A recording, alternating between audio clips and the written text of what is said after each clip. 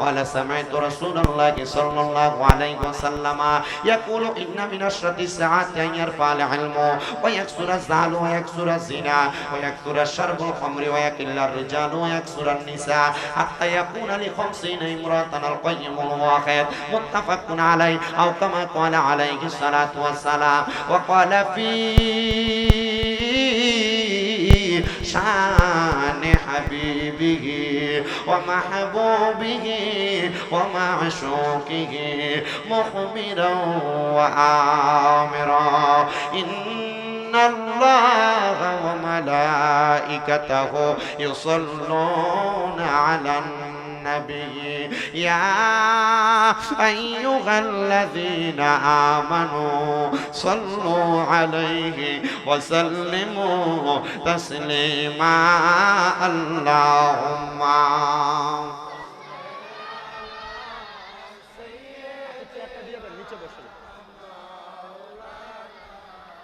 محمد وعلى آله মাওল নবীজি আপনার ভালোবাসায় জীবনের গুনাহ জরে যায়। নবীজি আপনার ভালোবাসায় ওয়াইসাল করনি জুব্বা পায় আল্লাহুম্মা সাইয়্যিদনা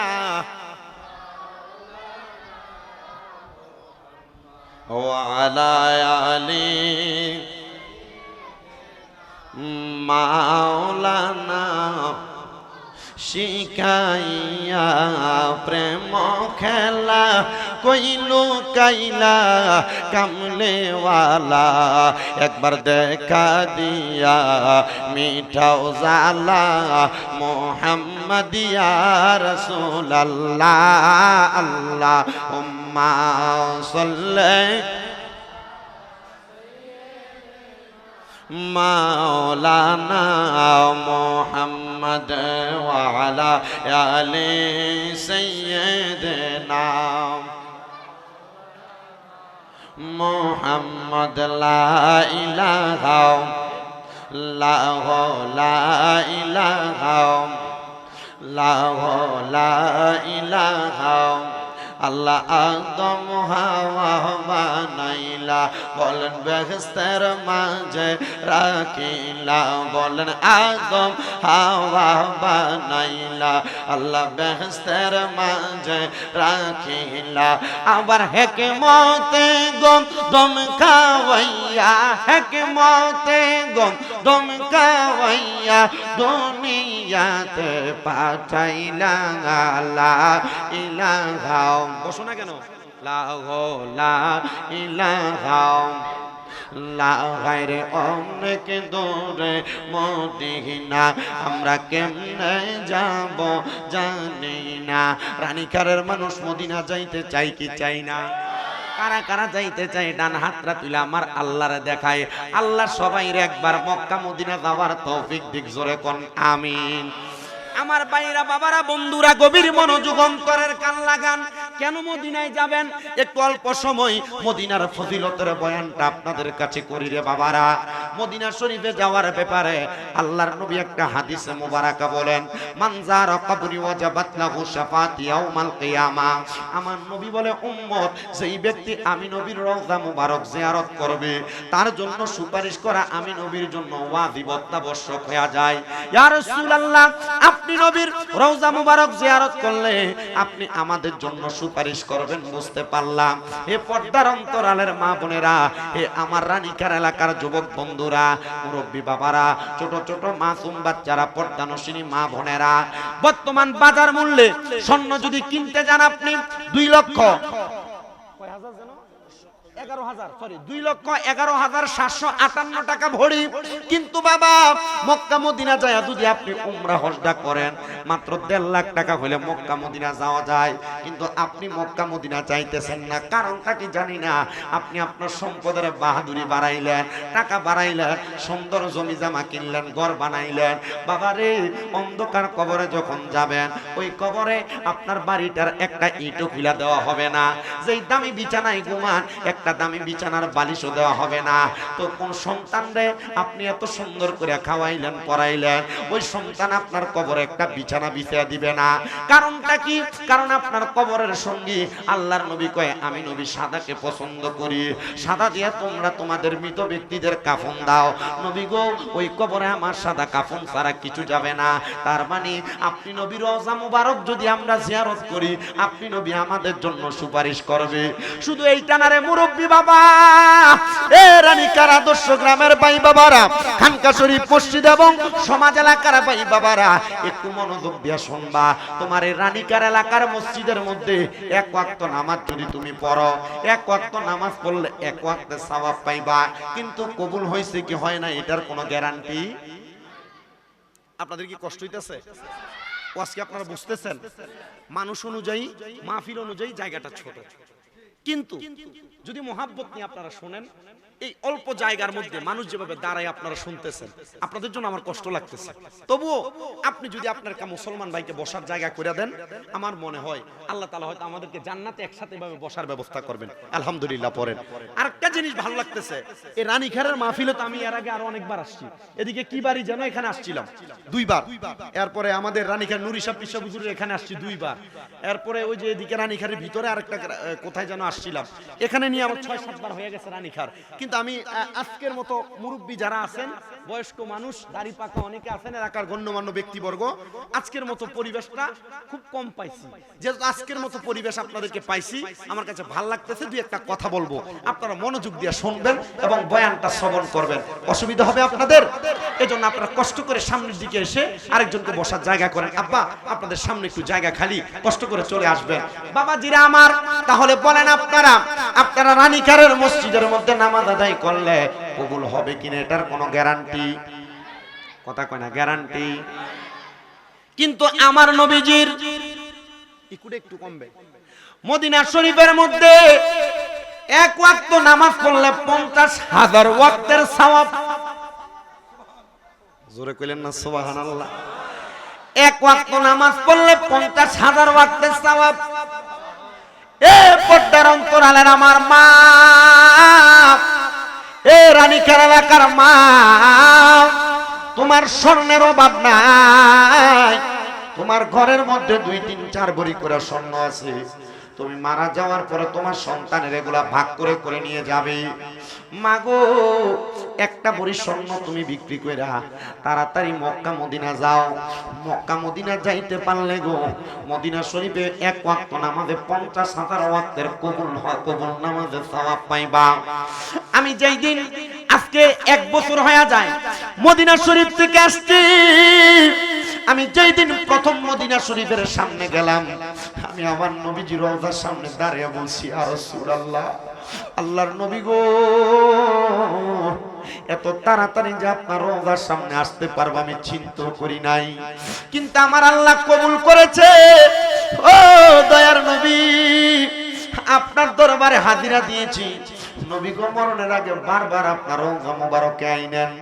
ইয়া রাসূলুল্লাহ, আমার মা বাপরে নিয়ে যেন আমি মক্কা মদিনা আসতে পারে আপনি দোয়াটা কবুল করেন। নবী গো এখনো পর্যন্ত যারা আপনি নবীর রওজা মোবারকে আসতে পারে নাই তাদেরকে আপনার রওজা মোবারকে আইনেন। আমি এই দোয়াটা করছি, প্রত্যেক ওয়াক্ত নামাজের পরে নবীর রওজার সামনে দাঁড়ায় দাঁড়ায় সালাম দিছি। এবার শুনেন, আল্লাহর কাবা ঘরের সামনে যাইয়া কোন মানুষ যদি 1 ওয়াক্ত নামাজ পড়ে 1 লক্ষ ওয়াক্তের সওয়াব পাওয়া যায়। কিরে মুরব্বী বাবা, মনটা কি চায় না রে আল্লাহর কাবা ঘরের সামনে দিয়ে নামাজ পড়তে? হাদিসে মুবারাকা পড়া দেখলাম কোন মানুষ যদি প্রথম জীবনে একবার মক্কা মদিনা যায়, মক্কায় যায়, মক্কার ঘরের সামনে যাইয়া কাবা শরীফটারে প্রথম দেইকা কোন দোয়া যদি করে আমার আল্লাহ তাআলা সাথে সাথে তার তার দোয়াটা কবুল করে নিবে।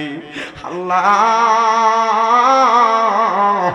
যে মক্কার মধ্যে এক ওয়াক্ত নামাজ পড়লে 1 লক্ষ ওয়াক্তের সওয়াব পাওয়া যায়, যে মদিনাতে এক ওয়াক্ত নামাজ পড়লে 50,000 ওয়াক্তের সওয়াব পাওয়া যায়, বলেন সে মক্কায় আর মদিনা না দেখাইয়া মরণ দিও না। বলেন মক্কা মদিনা না। হে রানীকার এলাকার বাবা, আপনারা বলেন যে মক্কা মদিনা এত সওয়াব পাওয়া যায়, আমরা সবাই মক্কা মদিনা যাইতে চাই কি চাই না? যারা যারা যাইতে চাই জবান খুলে একটা তাকবীর দিবেন। নারায়ে তাকবীর, নারায়ে রিসালাত,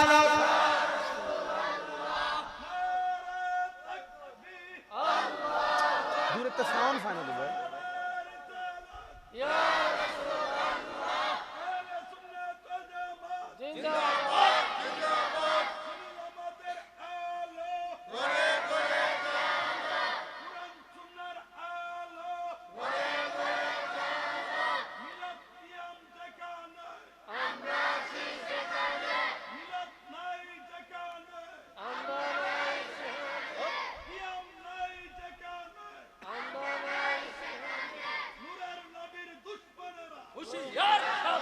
সবাই জবান খুলে মুহাব্বতের আওয়াজে পড়েন আলহামদুলিল্লাহ। আমার মুসলমান ইমানদারেরা, ওই মদিনা যাওয়ার জন্য সবাই মুহাব্বতের আওয়াজে উচ্চ কণ্ঠে জোরে জোরে পড়েন। অনেক দূরে মদিনা, আমরা কেমনে যাব জানি না। দয়াল আল্লাহ দয়া করেন, দয়া রেন নসিব করেন মদিনা। লা ইলাহা ইল্লাল্লাহ, লা ইলাহা ইলাহা ইল্লাল্লাহ মুহাম্মাদুর রাসূলুল্লাহ সাল্লাল্লাহু আলাইহি ওয়াসাল্লাম। আল্লাহুম্মা আমিন, আল্লাহুম্মা আমিন। আলহামদুলিল্লাহি রাব্বিল আলামিন। আসসালাতু ওয়াসসালামু আলা রাসূলিহিল কারীম। রব্বানা যালামনা আনফুসানা ওয়া ইন লাম তাগফির লানা ওয়া তারহামনা লানাকুনান্না মিনাল খাসিরিন। ইয়া ইলাহি রহম ফরমা, মুস্তাফা की वास्ते खोले दे दरवाजाए रहमत गदा की वास्ते। मबूदो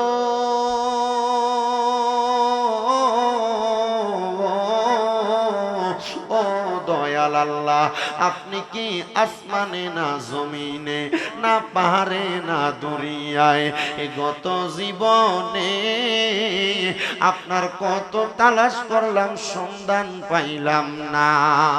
আল্লাহ বহু সন্ধানের পরে আজকে এই বিবাড়িয়া জেলার অন্তর্গত আখাউড়া থানাধীন রানীকার আদর্শ গ্রামের সকল কবরবাসীর মাগফিরাত কামনায় খানকা শরীফ মসজিদ এবং সমাজবাসীর উদ্যোগে ইসলামে সওয়াব সুন্নি মুখা সম্মেলন সাজায়া আমার সঙ্গে ওলামায়ে কেরাম, হুফাজে কোরআন, বিশেষ করে দাড়ি পাকা মুরব্বী বাবারা, যুবক নওজোয়ান ভাইয়েরা, ছোট্ট ছোট্ট মাসুম বাচ্চারা, পর্দার অন্তরালের কত মা বোনেরা মুনাজাতে হাত বাড়াইছে। আল্লাহ, যার হাতটা তোমার কাছে মায়া লাগে, পছন্দ হয়, ওই হাতের উসিলায় আমরা প্রত্যেকের জীবনের গুনাহ তুমি আল্লাহ মাফ করে দাও। এরে আমার এই রানীকার এলাকার মা বোনেরা গো, কি গো মা, মাইকের আওয়াজ তোমাদের কানে যায়নি গো মা, মুনাজাত হইতেছে গো মা, আমার আল্লাহর দরবারে তাড়াতাড়ি ওযু বানায়া তোমার ঘরের কন্যারে নামাজের মুসল্লাটা বিছায়া দাও না, দুইটা হাত বাড়ায়া গো মা, আমরার বিশ্বাস আছে গো আমার আল্লাহ একটা হাতও খালি ফিরাইয়া দিবে না। মারা গো, তোমরা তো এই এলাকার নাইউনি না গো মা, একদিন আসছিলা লাল রঙের বেনারসি শাড়ি পইরা, আর একদিন চলে যাইবা সাদা মার্কিন কাপড় পইরা। তোমরার মতো কত মা বোনেরা জানি গো অন্ধকার কয়বরে মুর্দা লাশ হইয়া শুইয়া রইছে। আজকার মুনাজাত তার আর নসিব হইছে না। এরে আমার রানীকার এলাকার ভাই বাবারায়ো, কিরে ভাই মাইকের আওয়াজ তোমাদের কানে যায়নি রে ভাই, মুনাজাত হইতেছে রে ভাই, আনি না রে ভাই। কার জন্য জানি আজকের মুনাজাত জীবনের শেষ মুনাজাত করে হাত বাড়াইছো। আল্লাহ এই হাত দুইটা কপালে লাগার আগে আগে আমরার জীবনের গুনাহ মাফ কইরা আমরারে বেগুনা মাসুম বান্দা বানায়া দাও। তুমি তো অন্তর্যামী রে আল্লাহ, ওই আমরা হইলাম ফানা, আমরার কাছে কি দন আছে গো ও আল্লাহ, তুমি যাই না কি জানো না রে আল্লাহ, করো আল্লাহ যাহা লয় তোমার মনে। আল্লাহ আজকের মুনাজাতে কে জানি ঘাট বানাইছে, কার জানি জগতের মধ্যে বাবা নাই, বাবা কবরের বাসিন্দা। যেই বাবা রিক্সা চালাইয়া মাটি কাইটা মাথার গাম পায়ে ফালাইয়া পরের বাড়িতে বদলার কাম কইরা সন্তানরে মানুষ করার জন্য রক্তরে পানি বানাইছে, এমন আব্বা যাদের অন্ধকার কবরে রে আল্লাহ, আব্বার কবর জান্নাতের বাগান বানায়া দাও। ও দয়া কে জানি গাত বাড়াইছে, কার জানি জগতের মধ্যে মা নাই।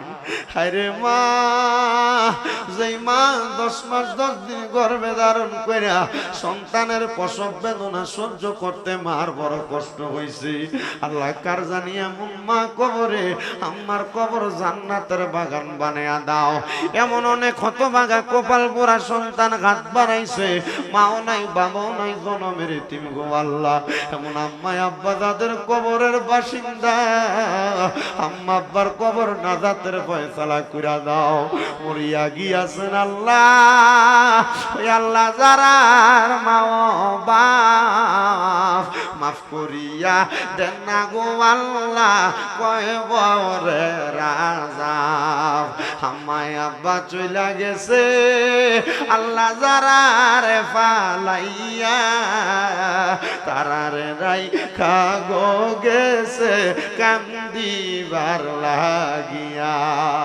আম্মা নাই রে আব্বা নাই রে জাগার সংসারে, তাহার মতো দুঃখী নাই রে জগতে। মাবুদ রাব্বুল আলামিন আল্লাহ ফরিয়াদ তোমার দরবারে, যাদের মা বাবা বেঁচে আছে হায়াতে তৈয়বা নসিব করো, আম্মা আব্বার খেদমত করার তৌফিক দান করো। আমার আম্মা যেন সুস্থ, পরিপূর্ণ সুস্থতার নিয়ামত দান করো। আল্লাহ আজকের মাহফিলে যারা টাকা দিয়া, পয়সা দিয়া, শ্রম দিয়া, বুদ্ধি দিয়া, পরামর্শ দিয়া, মাইক দিয়া, লাইট দিয়া, প্যান্ডেল দিয়া, মিডিয়ার বাইরা সহ সম্মানিত শ্রোতা মণ্ডলীরা, তাবারুকের জন্য যারা টাকা পয়সা দিয়া সহযোগিতা করেছে, আল্লাহ প্রত্যেককে তুমি কবুল ও মঞ্জুর করে নাও। অনেক রানীকার এলাকার প্রবাসী ভাইরা বিদেশ থেকে দোয়া চায়। আজকেও রানীকারের একজন প্রবাসী ছেলে ফোন দিয়া দোয়া চাইছে, হুজুর আপনি আমরা এলাকার মাহফিলে যাবেন, একটু প্রবাসীরা লাগে দোয়া করেন। আল্লাহ প্রবাসীরা বিদেশে বড় কষ্ট করে, আল্লাহ তারা সবাই দোয়া চায়, প্রত্যেকের খাস দোয়াগুলো কবুল ও মঞ্জুর করে নাও। ও দয়াল ফরিয়াদ তোমার দরবারে, আল্লাহ মরণ দিবা দুঃখ নাই, তবে বেঈমান মানে মরণ দিও না। মরণের আগে বারবার মক্কা মদিনা তাওয়াফ জিয়ারত নসিব করায়ও। স্টেজে ওঠার সাথে সাথে একজন বাবা জানাইছে, কানে কানে বলতেছে, হুজুর আমরা মসজিদরা, আমরা গরিব মানুষ, মসজিদরা করার জন্য এখনো সামর্থ্য হইতেছে না। আল্লাহ মসজিদার বাকি কাজগুলা সম্পূর্ণ করার মতো একটা কয়েকটা সন্তান তুমি এলাকায় যোগায়া দাও, যারা মসজিদের কাজটা সম্পূর্ণ কইরা দিবে। ও দয়াল তোমার নবী না বলেছে, দুনিয়াতে কেউ যদি একটা মসজিদ বানায়, তুমি জান্নাতে তার লাগে একটা ঘর বানাও। জানি না কে জানি ওই জান্নাতের ঘরের অধিকারী হয়ে যায়।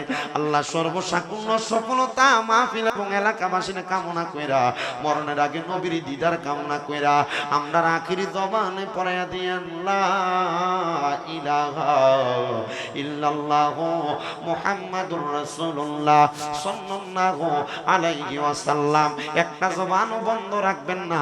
আপনারা বলেন মুনাজাত করে দোয়া চাইলাম একজনের কাছে, তিনি কি? আর মোহাব্বতের আওয়াজে বলেন তিনি কে? আমার বাইরা বাবারা, আর ডাইনে বামে যাব না, ডাইরেক্ট আমার আলোচনার মধ্যে ঢুকে যাব। তবে আমি একটা কথা আগে আপনাদের কাছে ভাঙ্গা নেই, আমি যদি ওয়াজ করি আপনাদের এলাকার বহু মানুষ রাগ করব। আমি ওয়াজ করলে আপনার এলাকার বহু মানুষ আগামীকালকে দোকানে সমালোচনা করব। ও বাবা, কারণ আমি আমার ওয়াজের মধ্যে মাঝে মাঝে কোনো সুদখোর আর একটু বালা করে ওয়াজ করি, মাঝে মাঝে সুদখোর গোসখোর গুলারে বালা করে একটু কথা বলি। সুদখোর গোসখোরের বিরুদ্ধে যদি আমার ওয়াজ হয় আপনাদের কোনো অসুবিধা আছে? সুদখোর গোসখোরের বিরুদ্ধে ওয়াজ করলে আপনাদের কোনো সমস্যা আছে? এ বাবা, অসুবিধা নাই থাকার কথা, কিন্তু আমাদের সমাজের মানুষ এই সুদখোর গুলারে ধরে নিয়ে মসজিদ কমিটির সভাপতি বানায়। কথা কয় না, ঠিক না? আমাদের সমাজের মানুষ এ হারামখোর গোসখোর পরের হক মেরা খানেওয়ালা ব্যক্তির এলাকার সর্দার বানায়, এলাকার মাতাব্বর বানায়। এই জন্য আমি আপনাদের কাছে আল্লাহ তাআলার কোরআনুল কারীম থেকে একটা আয়াতে কারিমা তেলাওয়াত করেছি। আল্লাহ কোরআনে বলেন, সবাই আমার সাথে পড়েন, আউযু বিল্লাহি মিনাশ শাইতানির রাজিম, বিসমিল্লাহির রাহমানির রহিম, ইয়া আইয়ুহাল্লাযীনা আমানু তাকুল্লাহা ওয়াল তানজুর নাফসুম মা قدمت لغد واتقوا الله إن الله خبير بما تعملون। জবান খুলে উচ্চ কণ্ঠে জোরে জোরে পড়েন আল্লাহু আকবার। আল্লাহ কোরআনুল কারীমে বলেন, ইয়া আইয়ুহাল্লাযীনা আমানু, ওহে যারা ঈমান এনেছো, ইত্তাকুল্লাহ, তোমরা আমি আল্লাহকে ভয় করো, ওয়াল তানজুর, তোমাদের প্রত্যেকের তাকানো উচিত, নাফসুম মা কদ্দামাত লিগাদ, তোমাদের পূর্ববর্তীদের দিকে, লিগাদ ওয়াত্তাকুল্লাহ, তারা তাদের পূর্ববর্তীরা তারা সামনের জন্য কি প্রেরণ করেছে, ওয়াত্তাকুল্লাহ, তোমরা আবার আল্লাহকে ভয় করো। কেন কেন? ইন্নাল্লাহা খবীরুম বিমা তা'মালুন, নিশ্চয়ই আল্লাহ তাআলা তোমাদের অন্তরের সব খবর সম্পর্কে অবহিত। এখন এই আয়াতের মধ্যে আমার আল্লাহ তাআলা উনাকে দুইবার ভয় করার কথা বলেছে, ইত্তাকুল্লাহ তাকওয়ার কথা বলেছে, খোদাভীতির কথা বলেছে। ও মুসলমান, এবার আপনারা বলেন আমাদের ভিতরে খোদাভীতি আছে না নাই? আসতে কইছেন আপনারা, বলেন না খোদাভীতি আছে না নাই? না না না, আমরা এটা মুখে বলি, এটা আমাদের জবানের কথা। খোদাভীতি থাকলে আমাদের সমাজের মধ্যে গান বাজনা চলতো না, খোদাভীতি থাকলে আমাদের সমাজের মধ্যে মারামারি হইতো না, খোদাভীতি থাকলে আমাদের সমাজের মধ্যে হারাম খাবার খাওয়া হইতো না, খোদাভীতি থাকলে আমাদের মা আমাদের মেয়েরা বেপর্দা ঘুরতো না, খোদাভীতি থাকলে আমাদের পরিবারের মধ্যে কোনো অশান্তি হইতো না। খোদাভীতি নাই বিদায় আল্লাহ তাআলা আমাদের সংসারে এমন অশান্তি দিয়া রাখছেন, আমাদের কেমন মহা বড় বড় বিপদের মধ্যে ফালায়া রাখছেন। সাহাবায়ে কেরাম আমার নবীকে প্রশ্ন করে, ইয়া রাসূলুল্লাহ, ইয়া হাবিবাল্লাহ, নবী গো, আপনার কাছে জানতে চাই, তাহলে আপনি বলেন না খোদাভীতি চিনা, খোদাভীতিওয়ালা মানুষ চিনার উপায় কোনটা? আমার নবী বলে, উম্মত, খোদাভীতিওয়ালা মানুষ চিনার উপায় হলো, এক নাম্বার, ওই ব্যক্তি যখন তোমাদের সঙ্গে কথা বলবে, এমন নমনীয়তার মাধ্যমে কথা বলবে, তার ব্যবহারে মনে হবে তার জবান থেকে মুক্তা ঝরতেছে। ইয়া রাসূলুল্লাহ, তো বর্তমান সমাজে পাওয়া বড় কঠিন, আমাদের কথা বড় কঠিন, আমাদের জবান বড় কঠিন, আমরা কথায় কথায় উগ্রতা প্রকাশ করি। না না না, যদি তুমি খোদাভীতিওয়ালা মানুষ হইতে পারো, তাহলে তোমার জবান দিয়া কোনো উগ্র কথা আসবে না, এমন নমনীয় ব্যবহার তোমার হবে, তোমার কথার দ্বারা মানুষ সুন্দর সুপথে চলে যাবে। ইয়া রাসূলুল্লাহ, নবী গো, আপনি নবীর কাছে জানতে চাই, আপনি নবী বলেন না দুনিয়ার জমিনের মধ্যে খোদাভীতি হওয়ার জন্য, খোদাভীতি পাওয়ার জন্য কি করা লাগবে? আমার নবী বলে, এক নাম্বার, দুনিয়ার জমিনের মধ্যে থাকা অবস্থায় 5 ওয়াক্ত নামাজকে জামাতের সাথে আদায় করা লাগবে। তার মানে হইল সেই ব্যক্তি খোদাভীতিওয়ালা, আল্লাহকে ভয় করনেওয়ালা। নবী গো, আর কি করা লাগবে? বলে, 2 নাম্বার, যখন মাহে রমজানের রোজাগুলা আগমন করবে, মাহে রমজানের রোজাগুলা পরিপূর্ণভাবে আদায় করবে। তিন নাম্বার দুনিয়ার জমিনে থাকা অবস্থায় এমন পথে কদম রাখবে, হাঁটবে, যেই পথের মধ্যে কদম রাখলে হাঁটলে মানুষ তাকে খারাপ বলবে না, মন্দ বলবে না, এমন কথা বলবে তার কথার দ্বারা মানুষ সৎ পথে আদেশ পাবে, অসৎ পথে নিষেধাজ্ঞা পাবে। এই কাজগুলা যদি কোনো মানুষ করতে পারে তাহলে ওই বান্দাটা খোদা ভীতিওয়ালা। নবী গো বুঝতে পারলাম, তাহলে খোদাকে ভয় করনেওয়ালা ব্যক্তি নামাজ ছাড়ে না, রোজা ছাড়ে না, খারাপ কথা বলে না, মন্দ কথা বলে না। তো আপনি নবী বলেন না, আপনি আপনার সাহাবায়ে কেরামদেরকে কেমন ভাবে শিক্ষা দিয়েছেন? আমার নবীজির হাদিস শরীফ, হযরত ওমর ইবনে খাত্তাব রাদিয়াল্লাহু তাআলা আনহু থেকে হাদিস বর্ণিত। তিনি বলেন, আমি একদিন আমার নবীজির দরবারে আসতেছিলাম, এমন টাইমে আমার নবীর একজন সাহাবী যার নাম হযরত সালমান ফারসি রাদিয়াল্লাহু তাআলা আনহু, যার বয়স ছিল 200 বছরের চাইতে আরো বেশি। 500 বছরের চাইতে বেশি? আপনি চিন্তা করছেন 200 বছর হায়াত আমরা মুরব্বীরা পায়? বর্তমান জামানায় বেশি থেকে বেশি 110 বছর মুরব্বী দেখা যায়। আমি দেখছি অল্প কিছুদিন হয়। আমার নবীজি ডাক দিয়ে বলেন, 200 বছরের সাহাবী হযরত সালমান ফারসি রাদিয়াল্লাহু তাআলা আনহু থেকে হাদিস বর্ণিত।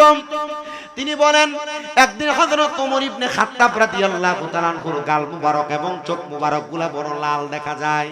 আমার নবীজির সামনে আগমন করলেন। আগমন করার সাথে সাথে আমার নবীজি সালমান ফারসি এবং হযরত ওমরে ফারুকের দিকে তাকাইলেন। হযরত ওমরে ফারুক রাদিয়াল্লাহু তাআলা আনহু নবীজি সাহাবী সালমান ফারসির দিকে তাকায়া চোখগুলা কেমন কেমন জানি লাল করে ফেললেন।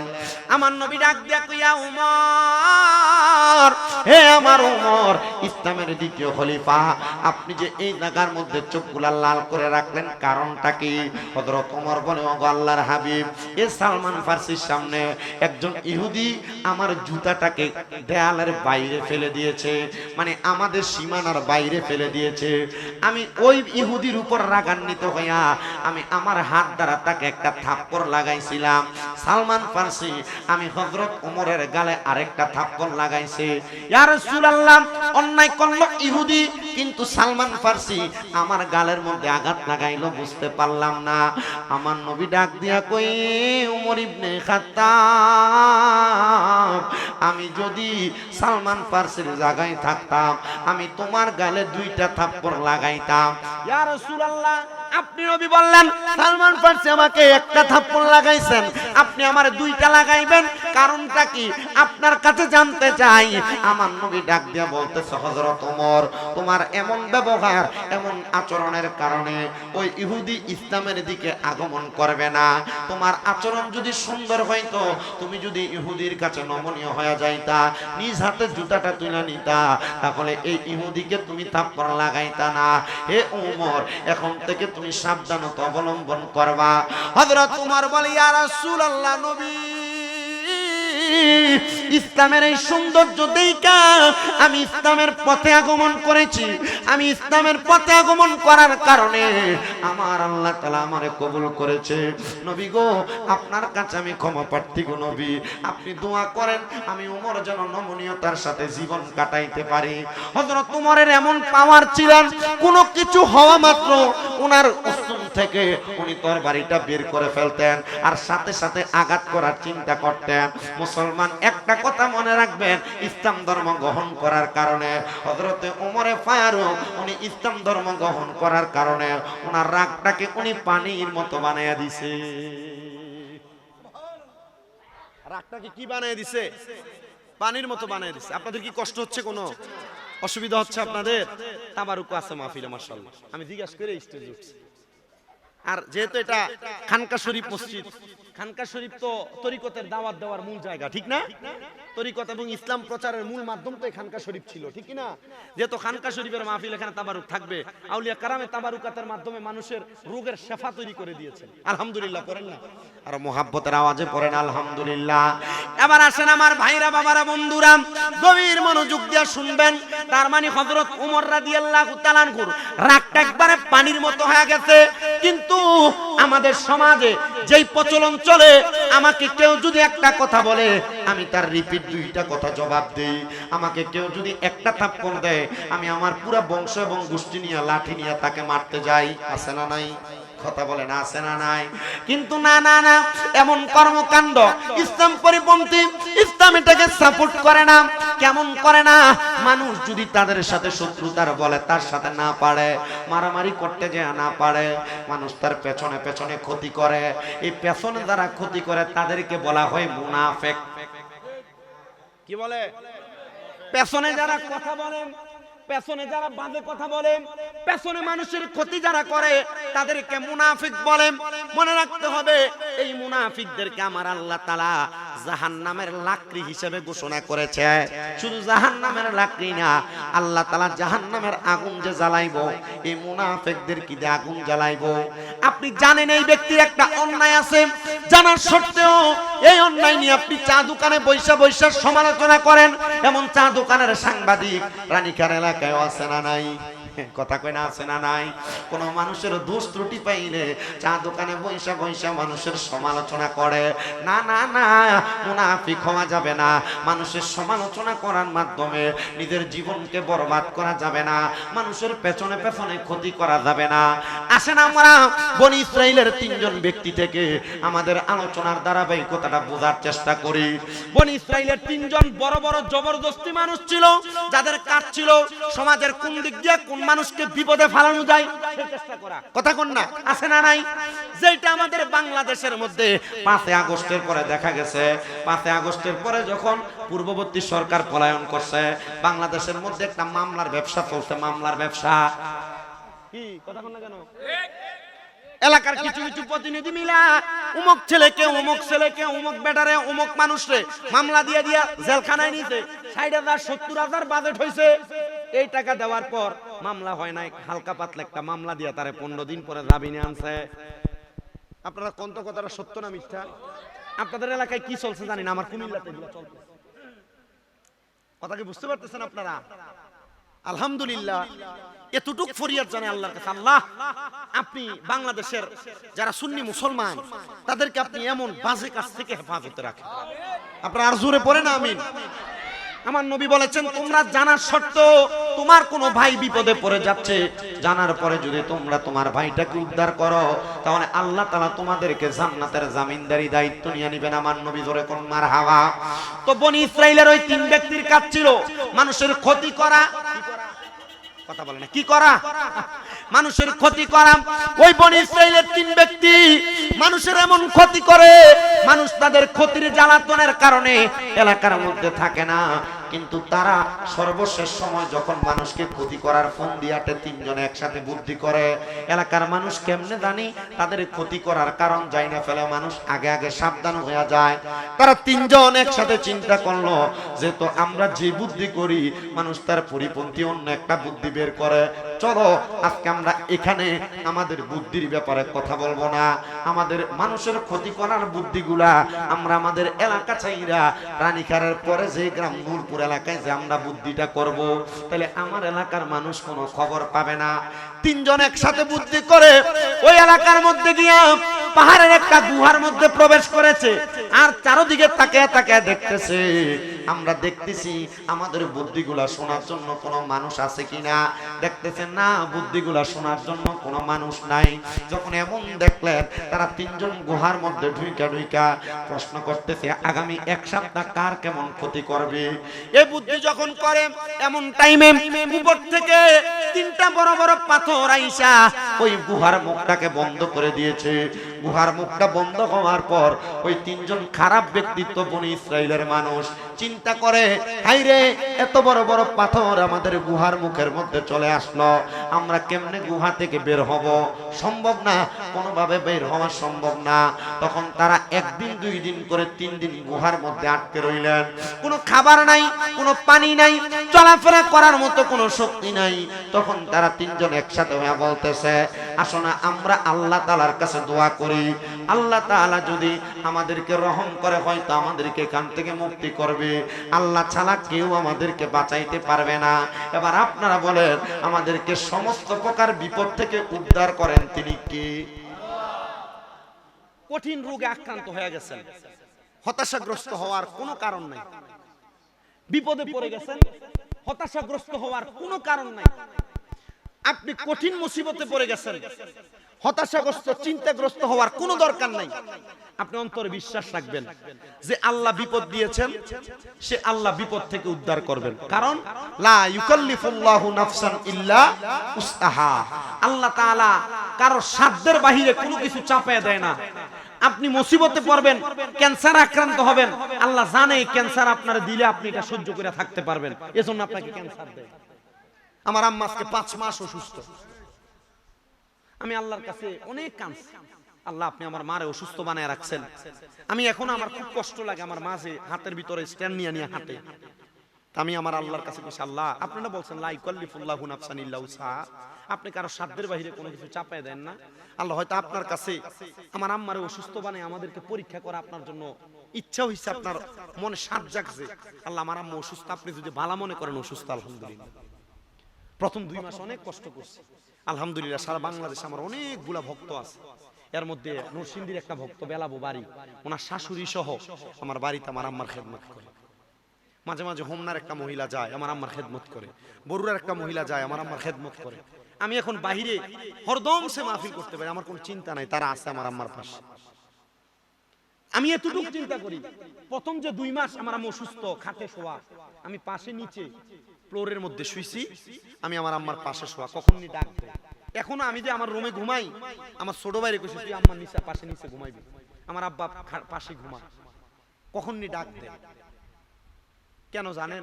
কারণ আমি বিশ্বাস করি আমার আম্মা জানের দোয়ার বরকতে আল্লাহ তাআলা আমাকে অনেক কিছু দিবে। আমার 6টা মাদ্রাসা চলে, আপনারা অনেকে জানেন। আমি এতটুকু বিশ্বাস করি মরার পর আল্লাহ তাআলা এটার জন্য আমাকে আলাদা একটা নিয়ামত দিবে। কি আপনারা কি নিয়ামত চান না? আল্লাহ তাআলা এটা চাপিয়ে দিয়েছেন। কত মানুষ আইসা আম্মাকে দেখতে আসলে বলে তুই যে বয়সে এতটুক হয়ে যাবি আমরা তো চিন্তা করি নাই। এটা চিন্তা করার কিছু না, মহান আল্লাহ তাআলার চিন্তা আর মানুষের চিন্তা এটা এমন অবাস্তব। আল্লাহ তাআলা যেটা চিন্তা করে বান্দার ভালোর জন্য চিন্তা করে। বান্দা যদি মনে করে না আমার ছোট ভাই সে কামাই করে 5000 টাকা দৈনিক আর আমি কামাই করি 500, এটা হইতে পারে না। না না, আপনি মানতে হবে আপনার ছোট ভাই 5000 টাকা কামাই করে শেষে শান্তি পায় না, আপনি 500 কামাই করে তার চাইতে আরো বেশি শান্তি পান। কথা বলেন ঠিক কিনা? এজন্য আল্লাহর ফয়সালা মেনে নেবেন। আল্লাহ কবুল করেন, জোরে পড়েন আমিন। আল্লাহ তাআলা আমাদেরকে সকল প্রকার মুসিবত থেকে উদ্ধার করুন, জোরে বলেন আমিন। ওই 3 ব্যক্তি বলেন আমাদেরকে উদ্ধার করবে আমার আল্লাহ, চলো আমরা আমার আল্লাহর দরবারে আমাদের মুসিবত থেকে উদ্ধারের জন্য দোয়া চাই। আমাদের এমন কোন ভালো কাজ আছে কিনা যে ভালো কাজের মাধ্যমে আল্লাহ তাআলা আমাদেরকে উদ্ধার করবে বিপদ থাইকা। এবার আল্লাহর বান্দাটা আল্লাহর কাছে দোয়া করে, আল্লাহ আমার কোনো ভালো কাজ নাই, আমার একটাই মাত্র ভালো কাজ আছে। কোন ভালো কাজ? আমার একজন কাজের লোক ছিল, যে কাজের লোক আমার বাড়িতে কর্ম করত, আমার বাড়িতে খাইতো, আর আমি তারে প্রতিদিন কাজের বিনিময়ে 2 খুশি করে চাউল দিতাম। খুশি চিনেন তো আপনারা? খুশি আপনারা কি বলেন? পোড়া পোড়া 2 পোড়া করে চাউল দিত, 2 খুশি করে চাউল দিত, 2 বল করে চাউল দিত। ওই কাজের লোক বলেন আমার এই চালগুলা খাওয়ার মতো কোনো মানুষ নাই। আমি আমার কাজের যেই মালিক ছিল ওনাকে বললাম যে তো আপনি আমাকে খাওয়ান এবং 2 পোড়া করে করে আমার চাউল দেন, আপনি আমার চালগুলা আপনার কাছে জমা রাখেন আর খাবারটা আপনি আমারে নিয়মিত খাওয়ায়েন। আমি 1 মাস পর্যন্ত কাজ করলাম। কাজ করে ওই কাজের লোক বাড়ির মালিককে বললেন আপনি আমার চালগুলা আপনার কাছে আমানত রাখেন। এই শব্দটা মনে রাখেন, কি রাখেন? আমানত রাখেন। আমি আমানত দিয়া মালিকের বাড়ির কাজটা ছেড়ে দিয়ে চলে গেলাম, ওনার কাজ শেষ। আমি বললাম হে মালিক আপনার কাছে আমার এই চালগুলা আমানত। আমার ওই জনের ব্যক্তি যখন চলে গেল, 2-3 মাস যাওয়ার পর চাউলের ভিতর কেরি পোকা ধরে। আপনারা কি পোকা বলেন? কেরি পোকা ধরে। যখন মালিক দেখলেন এই চালগুলার মধ্যে পোকা ধরতেছে, আমি চাউলগুলা বাজারে বিক্রি করে এই চাউলের দামে একটা বকরি কিনলাম, ছাগল কিনলাম। বকরিটাকে সুন্দর করে আমি লালন পালন করলাম। বকরির বাচ্চায় ভরপুর হয়ে গেছে, অনেক বকরি। এগুলা লালন পালন করার জন্য 2টা বকরি বিক্রি করে আমি আরেকটা কাজের লোক রাখলাম।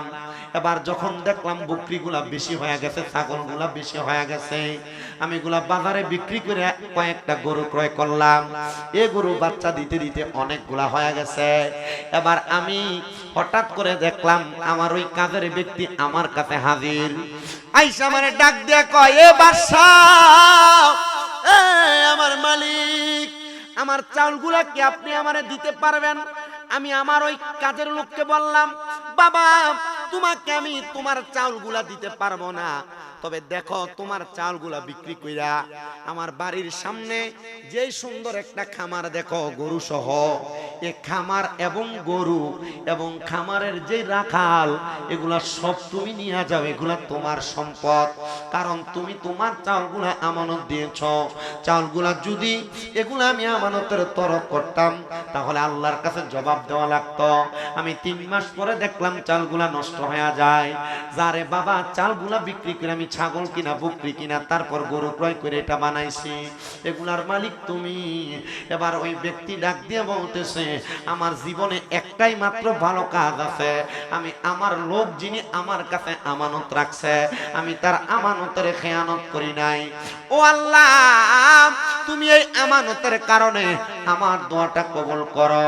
আমার আল্লাহ এত দয়ার আল্লাহ, আমানতের কারণে ওই ব্যক্তির ঘরের ওই ব্যক্তির গুহার সামনে যেই 3টা পাথর আসছে, আল্লাহ একটা ভালো কাজের বিনিময় গুহার সামনে থেকে ওই একটা পাথর সেখান থেকে সরে আনিছে।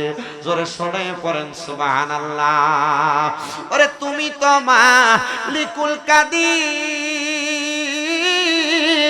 আরে বানাও কত বাদশারে ফকির, এসবে তোমার কুদরতেরই দান।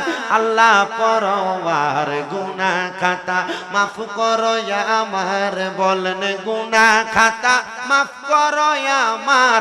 আল্লাহ পরওয়ার গুনাহ খাতা, ওরে না যাই না কইরাছি গুনাহ মাফ কইরা দাও সাইরা আব্বানা। তুমি সারা কে সেই আমার আল্লাহ, তুমি সারা কে সেই আমার। হাইরে তুমি যদি মাফ না করো যাইব আমরা কারো দারে, দয়া কইরা দয়া করবেন দান। আল্লাহ পরওয়ার গুনাহ খাতা মাফ করো আমার, বলেন গুনাহ খাতা মার। আল্লাহ পরওয়ার গুনাহ খাতা মাফ করো আমার। তোমার যত বান্দায় আছে নারী বলো পুরুষ বলো ইবাদত করে যে তোমার, হাইরে নারী পুরুষ বান্দা যত তুমি আল্লাহ ক্ষমা করো, দয়া কইরা ক্ষমা করবেন দান। আল্লাহ পরওয়ার গুনাহ খাতা মাফ করো আমার, বলেন গুনাহ খাতা মাফ করো আমার। আল্লাহ পরওয়ার গুনাহ খাতা মাফ করো। বাজানো ও আমার রানীকার এলাকার পর্দার অন্তরালের মা বোনেরা, এবার আল্লাহ তাআলা গুহার মুখে পাথর দিয়েছিল কয়টা? কথা বলেন না কয়টা? 3টা পাথর দিয়ে আটকে দিছে। একটা ভালো কাজ আমানত রক্ষা করেছে। কি রক্ষা করছে? বহু এলাকার মধ্যে খবর নিয়ে দেখা যায় মানুষের কাছে মানুষ যদি 2-3 টাকা 1 লাখ টাকা 50,000 10,000 টাকা হাওলাত নেয়, হাওলাতের টাকাই বুঝে দেয় না আমানত রক্ষা করব কেমনে। আবার আমাদের এলাকার কয়েকটা মসজিদের খবর নিয়ে দেখলাম মসজিদ কমিটির অনেক সভাপতি সেক্রেটারিরা মসজিদের টাকা নিয়ে নিয়ে তারা বাজার খরচা করে খায়। 20,000 50,000 টাকা মসজিদের হিসাব দিতে পারে না। এবার আপনারা বলেন এমন ছোট্ট মার্কা সেক্রেটারিও বাংলাদেশে আছে না? না, মসজিদের টেহা মেরে খায়, এগুলা আছে। আমানত রক্ষা করা এটা বড় নিয়ামত। কি নিয়ামত? আল্লাহর নবী বলেন দুনিয়াতে কোনো মানুষ যদি কোনো মানুষের আমানত রক্ষা করে আমি তার জান্নাতের আমানতদারি নিলাম। কিসের আমানতদারি? জান্নাতের আমানতদারি নিয়েছেন রাসূল। তা আপনারা আমানত রক্ষা করবেন। আপনার কাছে কেউ 10 টাকা রাখলো, আপনার কাছে 10 টাকা আর পায় না, 10 টাকা নোট দেয় যে 5টা পরে আপনি 5 টাকা রাখলি দেন, তার মানে বোঝা যায় এটা আমানত না। আমানত কোনটাকে বলে? টিস্যুর বক্স ঠিক এমন যেভাবে দিছে এভাবে তাকে ফেরত দেওয়া। এটাকে কি বলে? আমানত। আপনি যদি বলেন আপনার কষ্ট হইতে আমি অনেক জিকির আজকার করি নাই, যদি মনে করেন যে জিকির আজকার করে সময় শেষ করে দিতাম, আমি পারবো, আমার অসুবিধা নেই। কিন্তু আমার কাছে ভালো লাগতেছে মই মুরব্বীরা আছে এখানে ওয়াজ করলে এটা কাজে লাগবে। মা বোনরা পর্দার আড়ালে শুনতেছেন, মা বোনের ব্যাপারে এই বিষয়টা বেশি। আপনাদের স্বামী আপনার কাছে টেহা দিলে আপনার বড় মোড় হয়ে যাবে। রাতকে যদি টেহাটা দিয়ে ঘুমায়, সকালবেলা হামটা দেয় ইয়া একটা শাড়ি পছন্দ ছিল, আর আপনাকে বুঝতে হবে আপনার জামাইকে টেহাটা এনে দিছে, এটা তো মানুষের টেহা হইতে পারে। এই কথা কই না কা। এরপরে যদি বেড়াই শাড়ি আর কাপড় থ্রি পিস না কিনা দেয়, তখন বেডি আবার মুখ করে। এই কথা কন না কেন? মা বোনদের কাছে করো জোর আবদার, স্বামীর কাছে কম কম চাহিদা প্রকাশ করবেন। স্বামী যা আপনার কাছে দিবে তা আমানত হিসেবে রাখবেন, স্বামীরটা স্বামীর কাছে ফিরিয়ে দিবেন।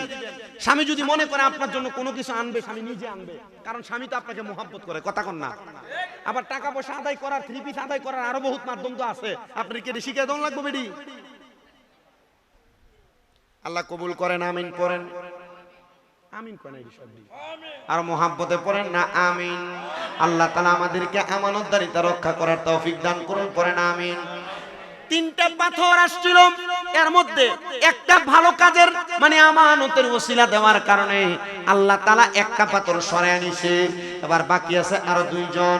একজন ডাক দিয়া বলতেছে, এবার তুমি তোমার কোন ভালো কাজের উসিলা দিয়া দোয়া করো, আল্লাহ নি তোমার ভালো কাজের উসিলাই তোমাকে এই পাথরের গুহা থেকে বাঁচায়া দেয়। দোয়া করতেছে আল্লাহর কাছে, ও মনিব আমার এমন কোনো ভালো কাজ নাই, তবে আমার জীবনে একটা ভালো কাজ আছে। কি ভালো কাজ? বলে আমার একটা সুন্দর চাচাতো বোন ছিল, যার চেহারা বড় সুন্দর, চেহারা বড় মায়াবী। আমার একটু মনের মধ্যে খায়েশ জাগছিল, আমি যদি আমার চাচাতো বোনটার সাথে মিলিত হইতে পারতাম, কিন্তু না না না, আমি এই চাচাতো বোনের সঙ্গে মিলিত হইতে পারি নাই। আমার চাচাতো বোনকে যতবার আমি এই কুপ্রস্তাব দেই, আমার চাচাতো বোন আমার কুপ্রস্তাবটাকে রিজেক্ট করে দেয়, বাতিল করে দেয়। আমি আমার চাচাতো বোনকে বারবার ভোগ করার চেষ্টা করলাম। হঠাৎ করে একদিন গভীর রজনীতে আমার চাচাতো বোন আমার কাছে আগমন করলো। আয়েশা আমারে ডাক দিয়ে কয়, ভাই আমাকে তুমি 100 দিরহাম আমাকে হাওলাত দাও, ধার দাও। বলে আমি তোমাকে একটা কারণে, একটা মাধ্যমে 100 দিরহাম ধার দিতে পারি তোমার প্রয়োজন মেটানোর জন্য, তবে শর্ত হলো তুমি আমার সঙ্গে একটা রাত্রি যাপন করা লাগবে। মোহাব্বতে পড়েন না নাউজুবিল্লাহ। এক রাত তুমি আমার সাথে যাপন করা লাগবে। এবার এই কথাটা শোনার সাথে সাথে চাচাতো বোনটা রাগ দিয়ে বলতেছেন, আমার ভাইজান আমার টাকাটা বড় প্রয়োজন, যেহেতু আপনি আমার একটা শর্ত জুড়ে দিয়েছেন। হ্যাঁ হ্যাঁ যান, আমি আপনার শর্ততে রাজি হয়ে গেলাম, আমি আপনাকে আপনার সঙ্গে 60টা রাত্র কাটায় দিব। এবার চাচাতো বোন তার কাছ থেকে 100 দিরহাম নিয়া তার বাড়িতে চলে গেলেন। পরের দিন রাত্রবেলা সকাল সকাল চলে আসতেন ওই ব্যক্তির সঙ্গে রাত্র কাটানোর জন্য। চাচাতো ভাইটা যখন তার উপরে ঝাপটায় ঝাপটায় পড়ল, উনি ডাক দিয়ে বলতেছে, আমার চাচাতো বোন আমার কাছে আবদার করেছে হাত জোর কইরা, ও গো ভাই আপনি কি আমার আল্লাহরে ভয় করেন না? আপনি কি আমার আল্লাহরে ভয় কইরা আমার ইজ্জতটাকে আপনি রক্ষা করেন, আমার ইজ্জত আপনি নষ্ট করবেন না।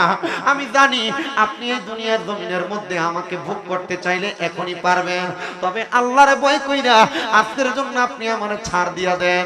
আমার চাচাতো বোন এই কথাটা বলার সাথে সাথে আল্লাহকে ভয় কইরা আমি আমার চাচাতো বোনকে ছাড় দিয়া দিলাম। আমার জীবনে আর কোনো ভালো কাম নাই, এই একটাই মাত্র ভালো কাম আছে। ওগো আল্লাহ এই ভালো কাজটার উসিলায় তুমি আমারে মাফ করে দাও। আমার আল্লাহ তাআলা এমন কুদরতি একটা আকাশের মধ্যে আচমকা আওয়াজ দিয়া ওই গুহার মুখ থেকে দ্বিতীয় পাথর সরিয়ে দিছে। কোন সুবহানাল্লাহ।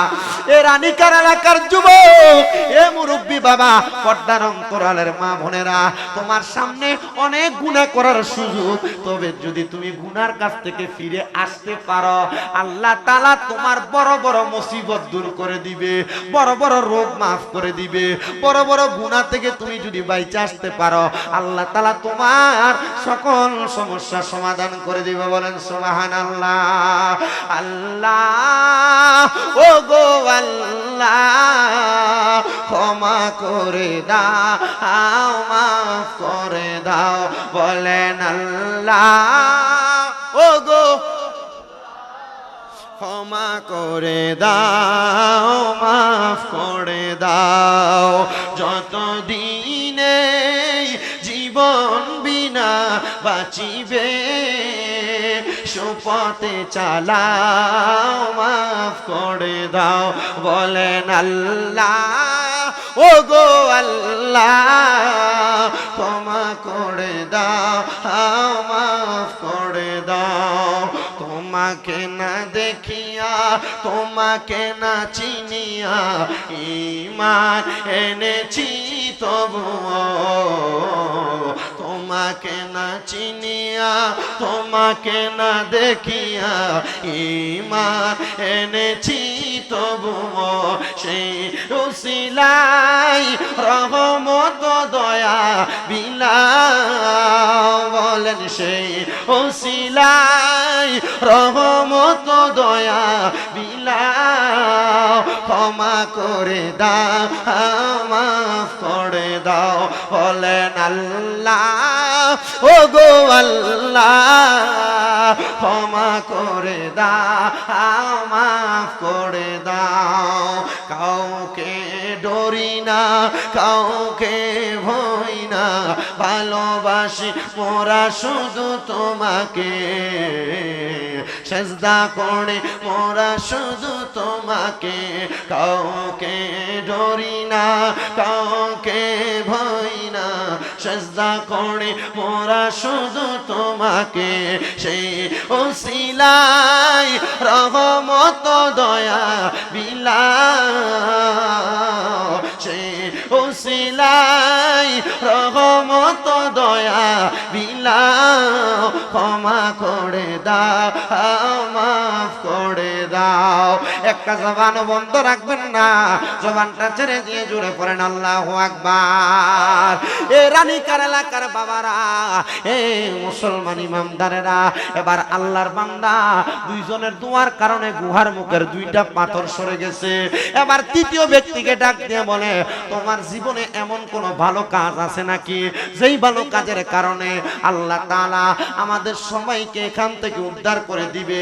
যেহেতু দুইজনের দুইটা ভালো কাজের দোহাই দেওয়ার কারণে আল্লাহ দুইটা পাথর সরিয়ে দিছে, আমাদের বিশ্বাস গো, আর একটা ভালো কাজের দোহাই দিলে আল্লাহ তাআলা আমাদেরকে এখান থেকে উদ্ধার করে নিবে। আরে আমার বাবা, ওই ব্যক্তি ডাক দিয়ে বলে, আমার জীবনে এমন কোনো ভালো কাম নাই, তবে আমার একটা ভালো কাম আছে। আমার বাড়িতে একটা বৃদ্ধ মা আছে। কথা কয় না, কি আছে? আমার বাড়িতে একটা বৃদ্ধ মা আছে। ওই বৃদ্ধ মা বাড়ির মধ্যে বিছানাতে সময় কাটাইতো। আমি আমার মাকে প্রত্যেক দিন সন্ধ্যাবেলা আমার ওটটাকে দহন কইরা ওটার প্রথম দুধরা আমার মারে খাওয়াইতাম, তারপর আমার সন্তান রে, তারপর আমার স্ত্রীকে, এরপর যদি দুধ বাঁচত আমি নিজে পান করতাম। কিন্তু একদিন আমার মা জননী দুধ খাওয়ার জন্য অপেক্ষা করতেছে। আমি আমার ওটটার কাছে যখন দুধ দহন করতে গেলাম, ওটটা অনেকক্ষণ সময় পর্যন্ত নাড়াচাড়া করে। আমি ওটের কাছে যাইয়া আবদার জানাইলাম, রে ওট, এই ওটের দুগ্ধটা আমার মা পান করবে, লম্প জম্প কইরো না, নড়াচড়া কইরো না, আমাকে একটু সুযোগ দাও। আমি কথা বলার সাথে সাথে ওটটা শান্ত হয়ে গেল। আমি ওটের দুধটা দহন করতে করতে আমার মা জননী ঘুমায়া গেছে। আমি দুধটা নিয়ে আমার মার সামনে দাঁড়াইলাম। আমার মাকে ডাক দেই না, কারণ আমার মা জননী ঘুমাইতেছে। আমি দুধটা নিয়ে দাঁড়ায় রইলাম, কিন্তু পাশের ঘরে আমার ছোট বাচ্চাটা কান্না করে। আমার একটা নিয়ম, আমি আমার মারে না খাওয়াইয়া এই দুধটা আমার সন্তানরে খাওয়াইতাম না। আমার মারে না খাওয়াইয়া আমি এই দুধটা আমার স্ত্রীরে খাওয়াইতাম না। আমার মারে না খাওয়াইয়া আমি সন্তান নিজে খাইতাম না। যখন আমার সন্তান কান্দে আমি আমার মার জন্য অপেক্ষা করলাম। সকালবেলা যখন আমার মা ঘুম থেকে জাগ্রত হয়ে গেছে, আমি আমার মাকে আগে দুধ পান করাইলাম, তারপর আমার সন্তানকে, তারপর আমার স্ত্রীকে, এরপর আমি নিজে পান করলাম। আমার মা আমার মাথার মধ্যে হাতটা বুনে দিয়ে দোয়া করছে, আল্লাহ ও আল্লাহ, আমার সন্তান আমার জন্য ঘুম থেকে জাগ্রত না কইরা, আমার কষ্ট হবে মনে কইরা আমার সন্তান এই জায়গার মধ্যে দুগ্ধ পান করে নাই। দোয়া করলাম, আল্লাহ তুমি আমার সন্তান রে মুসিবত থেকে উদ্ধার কইরো। ও আল্লাহ, আমার কাছে আর কোনো দোয়া নাই, একটা মাত্র ভালো কাজ আছে। আমি আমার মারে দুধ পান না করাইয়া অন্য মানুষকে দুধ পান করাইতাম না। আল্লাহ গো, এই দোয়াটার কারণে তুমি আমাকে এখান থেকে উদ্ধার করো। তিন ব্যক্তি বলে এই তিনটা দোয়া করার কারণে আল্লাহ তাআলা গুহার মুখ থেকে বড় বড় পাথর সরাইয়া দিছে।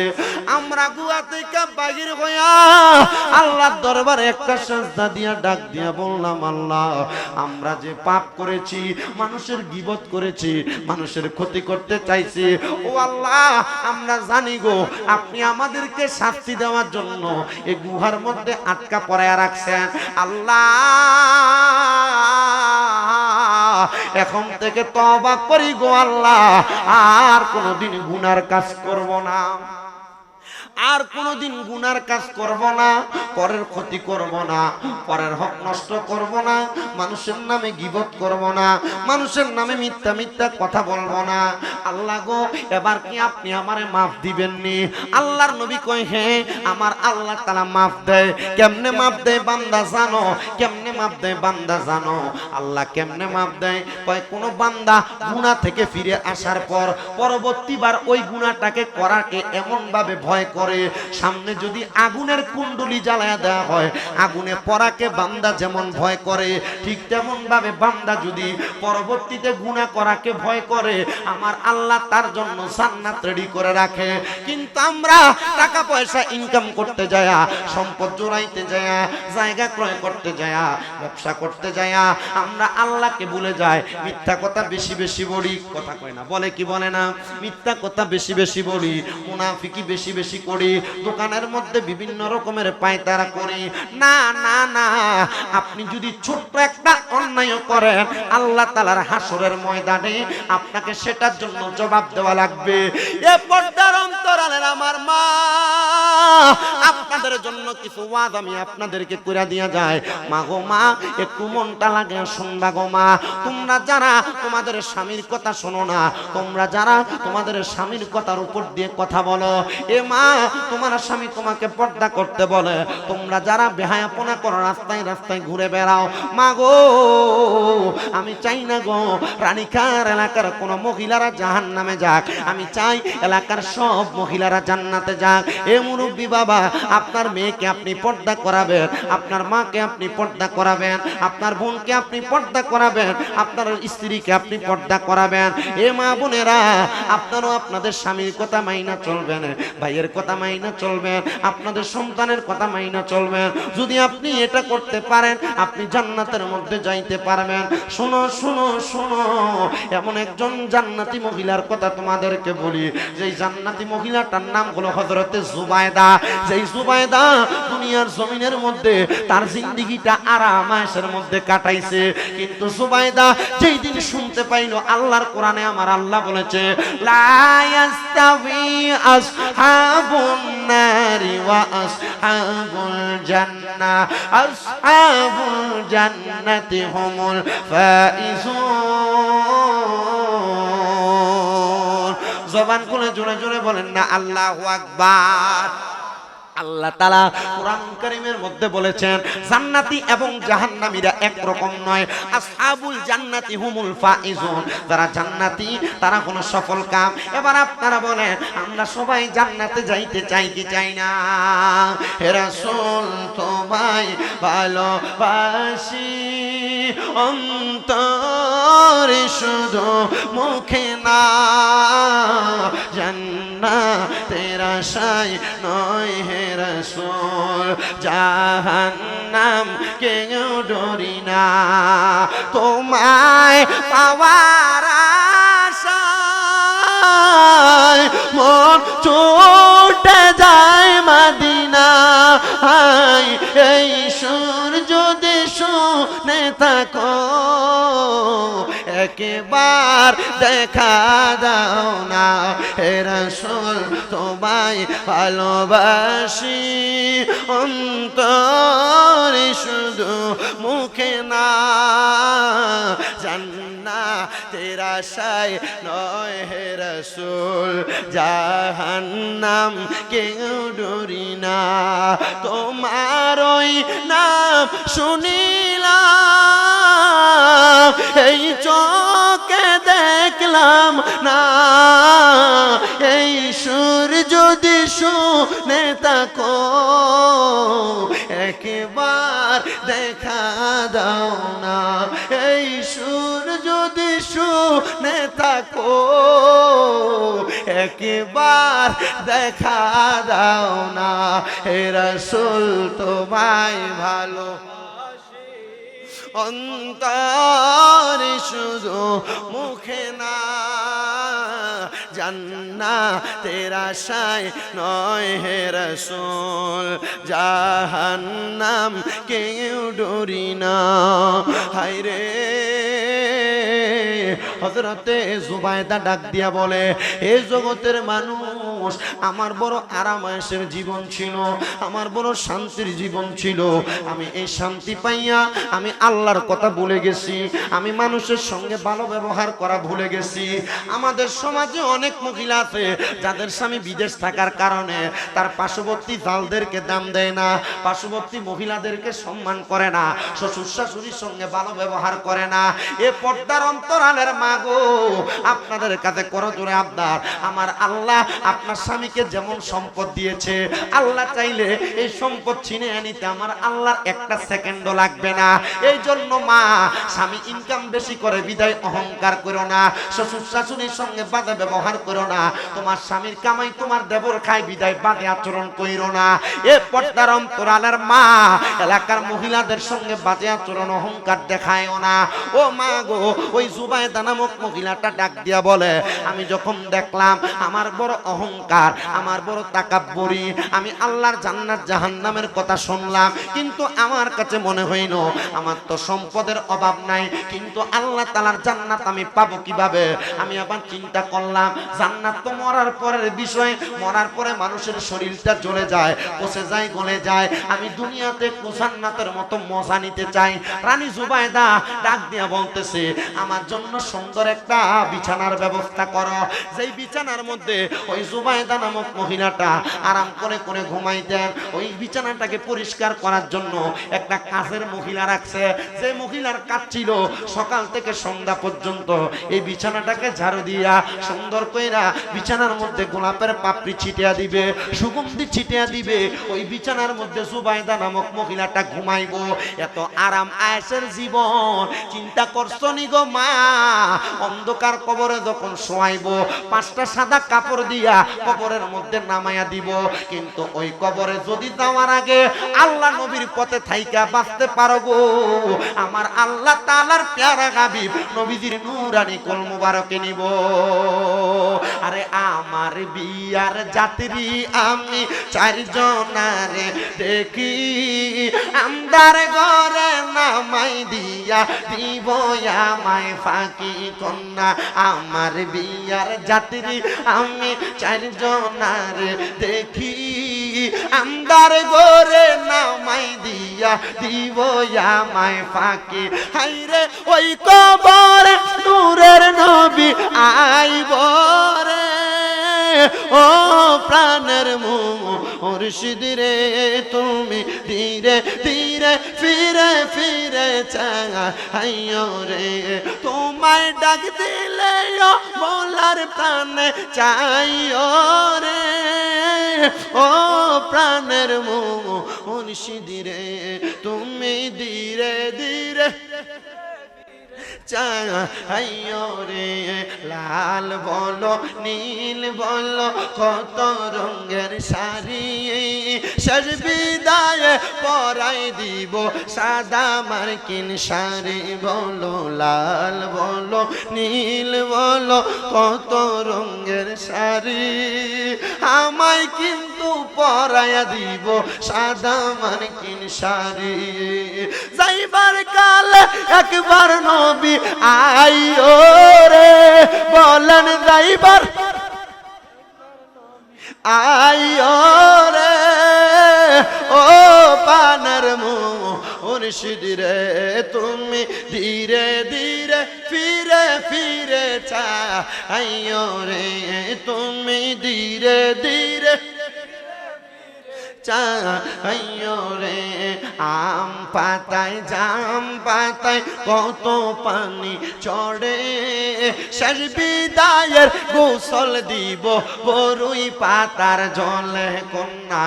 আম পাতায় জাম পাতায় কত পানি ঝরে, শেষ বিদায়ের গোসল দিব বরুই পাতার জলে।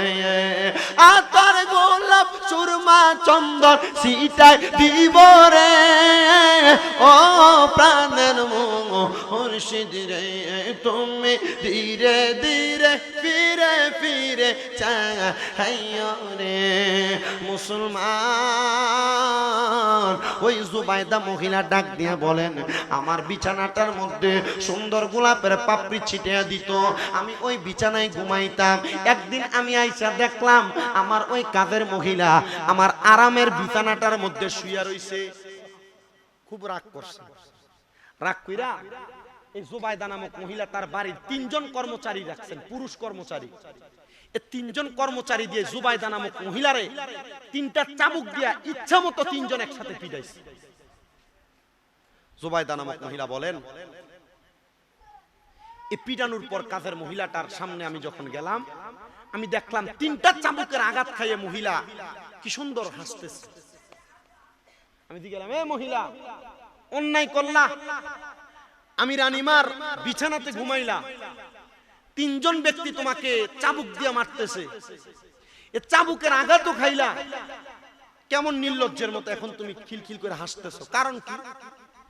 কাজের মহিলা ডাক দিয়ে বলে, জুবাইদা, আমি যদি অল্প কিছুক্ষণ সময় আপনার বিছানাতে ঘুমানোর কারণে আপনি আমার 3টা কর্মচারী রাইখা চাবুক দিয়ে বাইরান, জুবাইদা আপনি তো সারা জীবন এই বিছানায় ঘুমাইছেন, আচ্ছা আপনি চিন্তা করেন তো আল্লাহ আপনারে কয়জন ফেরেশতা দিয়ে পিটাইবো?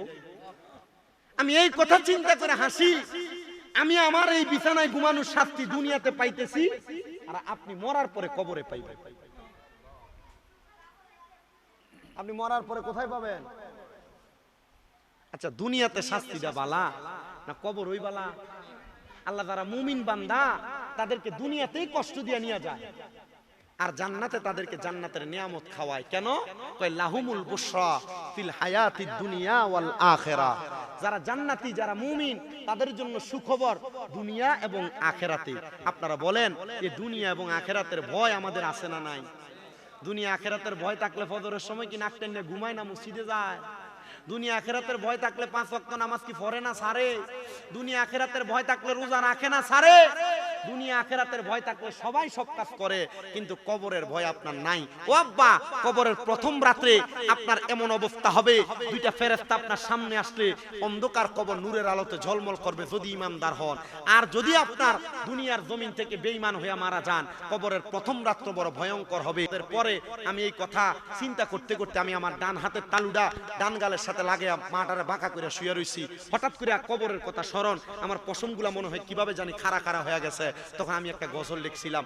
আমার যে আমরা যে ঘরে খাইলাম কেন, সোহেল ভাই না, সোহেল ভাই কইছে হুজুর আপনার এই গজলটা আমি শুনি, আপনি যে মাদ্রাসার পোলাপাইন নিয়ে গান, আমি এটা দেখি মাঝে মাঝে, তা আমি এই গজলটা লিখছি কবরের কথা স্মরণ কইরা। আমি লিখছি, আমার জায়গা হবে নি আমার মরা লাশের লাইগা, মসজিদের পাশে আমার, মসজিদের পাশে আমার কবর দিও কইরা, আমার জায়গা হবে নি, আমার জায়গা হবে নি আমার মরা লাশের লাইগা, মসজিদের পাশে আমার কবর দিও কইরা, আমার জায়গা হবে নি। জগৎবাসী রে আমি তোমরা ছেলে সন্তান কয়দিনের লাগিয়া মরার পরে সবাই আমায় যাবে রে বলিয়া কষ্ট হইল 3.5 হাত মাটি দিও খুইরাই আমার জায়গা হবে নি আমার জায়গা হবে নি আমার মরা লাশের লাইগা মসজিদের পাশে আমার মসজিদের পাশে আমার কবর দিও কইরাই আমার জায়গা জগৎবাসী রে আমি যেদিন যাব মারা দুনিয়া সারিয়া ভাই বন্ধু আত্মীয় স্বজন যাবে রে বলিয়া জগৎবাসী রে আমি যেদিন যাব মারা দুনিয়া ছাড়িয়া ভাই বন্ধু আত্মীয় স্বজন যাবে রে বলিয়া তোমরা রে দুয়ার মাঝে শরীক রাখিও করিয়া আমার জায়গা হবে নি আমার জায়গা হবে নি আমার মরা লাশের লাইগা মসজিদের পাশে আমার কবর দিও কইরাই আমার জায়গা হবে নি জগৎবাসী রে আমি যেদিন যাব মারা দুনিয়া ছাড়িয়া গায়ের রঙিন জামা কাপড় নিবে রে খুলিয়া সাদা মার্কিন কাপড় আমায় দিও রে পরাইয়া আমার জায়গা হবে নি আমার জায়গা হবে নি আমার মরা লাশের লাইগা মসজিদের পাশে আমার কবর দিও কইরাই আমার জায়গা হবে নি জুবাইদা ডাক দিয়া কই জগতের মানুষ এই কথাটা বলার সাথে সাথে আমি আমার রাজপ্রাসাদ ছাইরা দিলাম দামি দামি বিছানা ছাইরা দিলাম আমি জঙ্গলাতে গুহায় যাইয়া আল্লাহ তাআলার ইবাদত করতে লাগলাম এবার আমার ওই চাকরানী মহিলাটা আমার কাছে যাইয়া ডাক দিয়া কই ও জুবাইদা আপনার রাজপ্রাসাদ পড়ে আছে আপনার সম্পদ পড়ে আছে আপনার অট্টালিকা পড়ে আছে এগুলা কি করতাম গো বলে এগুলা আমার আল্লাহর দ্বীনের কাজে ব্যয় করো আমার আল্লাহ তাআলা এমন ভাবে কবুল করছে গো ওই জুবাইদা নামক মহিলাটা ইন্তেকালের পরে তার এলাকার ছোট ছোট গরিব মানুষ যারা তারা সবাই স্বপ্ন দেখে ওই জুবাইদা জান্নাতি সবাই প্রশ্ন করে গো জুবাইদা কেমনে গো জান্নাত পাইলা জুবাইদা ডাক দিয়ে কয় এমনে জান্নাত পাই নাই জান্নাত পাওয়ার কারণ একটা গো কারণ একটা আমার আল্লাহ আমারে আল্লাহর রাস্তায় কবুল কইরা আল্লাহর ইবাদতে মগ্ন কইরা আমার সম্পদ যে আমি আল্লাহর রাস্তায় ব্যয় কইরা দুনিয়া থেকে কবরে আসছে আমার আল্লাহ তাআলা এই জন্য আমি জুবাইদারে জান্নাতি বানায়া দিছে এই সন্তানের দল তোমাদের মা বাবা তোমার লাখ লাখ টাকার জায়গা তুমি দিয়া গেছে কিন্তু তোমার মা বাবা কবরে কেমন আছে তুমি জানো না মা বাপ তোমারে বাড়ি দিয়া গেছে ক্ষেত পাথরে জায়গা দিয়া গেছে ব্যাংক ভর্তি টাকা পয়সা দিয়া গেছে ওই মা বাবা কবরে কেমন আছে জানো না আম্মা আব্বা কবরে কেমন আছে তুমি সন্তানের খবর নাই এর সন্তান রে চিন্তা কইরা দেখো তোমার মা বাপ যদি তোমার এই সম্পদগুলা না দিয়া যাইতো যদি তুমি কোনো জায়গায় ভাড়া থাকতা মাসে যদি 5,000 টাকা করে ভাড়া দিতা 12 মাসে 60,000 টাকা ভাড়া দেওয়া লাগতো কিন্তু তোমার মা বাবা তোমারে অনেক সম্পদ দিয়া গেছে এর সন্তান আম্মা আব্বা বালা করে কোনো খাবার খায় না এমন সময় গেছে ঈদের দিনে আব্বার পরনে পুরান পাঞ্জাবি দেখা গেছে এমন সময় গেছে আম্মা ঈদের দিনে পুরান কাপড়টারে কোনো রকম আসলা দিয়া দিয়া পড়তাছে ও মা আপনি কেন নতুন জামা কাপড় পরেন না আব্বা গো আপনি কেন নতুন জামা কাপড় পরেন না আব্বা আম্মা অভাবের কথা বলতো না কিন্তু তুমি সন্তানরে নতুন জামা কাপড় কিনা দিত আব্বা আম্মা এখন কবরের বাসিন্দা তোমার টাকার অভাব নাই তোমার পয়সার অভাব নাই আমি জানি না রানীখার এলাকার কোন সন্তানের মা বাবা তারারে কষ্ট করে মানুষ করছে আজকে মা বাবা কবরে সন্তানের টাকার অভাব নাই কিন্তু 500 টাকা দিয়ে আব্বার একটা লুঙ্গি কিনা পরাইতে পারে না আব্বা কবরে আমি জানি না রে রানীখার আদর্শ গ্রামের এই খানকা এলাকার কোন সন্তানের মা কবরে মা কাপড়ের আসলা থেকে 10-20 টাকা বাগির কইরা কইরা সেই সন্তানরে দিয়া দিছে। আজকে মা কবরে ওই সন্তান মারে 500 টাকা 1000 টাকা দিয়া কিনে একটা কাপড় পরাইতে পারে না। আল্লাহ, যে সন্তানের মা নাই, যে সন্তানের বাবা নাই, ওই সন্তানের মা বাবার কবর নাজাতের ফয়সালা কইরা দাও। আমি গতকালকে একটা মাহফিলে গেছিলাম ভৈরবের শ্রীনগর এলাকায়। শ্রীনগর ওই এলাকায় একটা ছেলে মাহফিল করায়, যার নাম শফিকুল ইসলাম। একা একটা মাহফিল করায় পুরো এলাকা লইয়া। আমি জিগাইলাম, ভাই এত টাকা দিয়ে মাহফিলে ব্যয় করেন, আপনার লাভটা কি? আমার ঘরে নিয়ে ডাক দিয়ে কয়ে, ভাই আমার চোখের সামনে আমার আব্বা 20 টাকা রোজের কাম করছে মানুষের বাড়িতে। ভাই আমার মা মানুষের বাড়িতে কাম কইরা কইরা আমরা খাওয়াইছে। এখন আমার টাকার অভাব নাই, কিন্তু আমি আমার মা বাপরে আমার টাকা পয়সা খাওয়াইতে পারি না। বাইরে আজকে আমি আস্তে একটা গরু কিনা মাহফিল সাজাইছি। আমার মা বাপ যদি থাকতো, আমার মা বাপ বড় খুশি হয়ে যাইতো।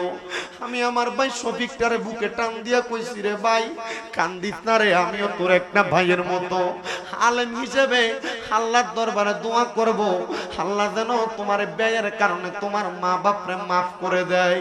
ও সন্তানেরা, রানীখার এলাকার যুবকেরা, রানীখার এলাকার টাকাওয়ালা পয়সাওয়ালারা, তোমার মা বাপ যদি বাইচা থাকতো, মা বাপরে যদি তুমি প্রতি মাসে মাসে খানা খাওয়াইতা, তোমার কি প্রতি মাসে মা বাবার পেছনে 1000-2000 খরচ হইতো না? যদি 2000 টাকা করে খরচ হইতো, 12 মাসে 24,000 টাকা মারে দেওয়া লাগতো। এ সন্তান, মা বাপ যদি বাইচা থাকতো, অসুস্থ হয়ে পড়ে থাকতো, মা বাপরে যদি তুমি মাসে 1000 টাকার ফল কিনা খাওয়াইতা, 12 মাসে 12,000 টাকা তোমার মার পেছনে লাগতো। এই মসজিদরা, এই খানকা শরীফ এবং মসজিদের এত সুন্দর জায়গা পড়ে আছে, কিন্তু কাজগুলা সম্পূর্ণ করতে পারে না। সন্তান রে, মা বাবার জায়গা জমির যদি মাসে 5000 করে ভাড়া দিতা, 12 মাসে 60,000 টাকা ভাড়া লাগতো। একটা সন্তান নি দাঁড়ায় কইবা, হুজুর আমি আমার মা বাবার নামে 60,000 পারতাম না, এই মসজিদটার জন্য আমি 20,000 টাকা আল্লাহর হস্তে দান করে দিব। একটা সন্তান যদি দাঁড়ায় যাও, আমি তোমার জন্য খাস করে দোয়া করব, আল্লাহ যেন তোমার কামাই রুজিতে বরকত দেয়। 20,000 টাকা খানকা মসজিদের জন্য দেওয়ার মতো আছেন নাকি একটা সন্তান? আপনার জন্য খাস করে দোয়া করা হবে। আল্লাহর নবী বলে, আস-সাখিউ হাবিবুল্লাহ, দানকারী হলো আল্লাহর বন্ধু। আল্লাহর বন্ধু হওয়ার জন্য 20,000 টাকা দেওয়ার মতো একটা সন্তান চাই। একটা সন্তান হাত তুলবেন, হুজুর আমার মা নাই, আমার বাবা নাই, আমি 20,000 টাকা মসজিদের জন্য দান করব। পারলে নগদ দিবেন, না পারলে 2 মাস পরে দিবেন, না পারলে 6 মাস পরে দিবেন, না পারলে 1 বছর পরে দিবেন, অসুবিধা নাই। 20,000 টাকা দেওয়ার মতো বারিন্দাটার কাজের লেগে 20,000 টাকা চাইছি। বারিন্দাটার কাজটা করতে আমার মনে হয় না বেশি টাকা লাগবে।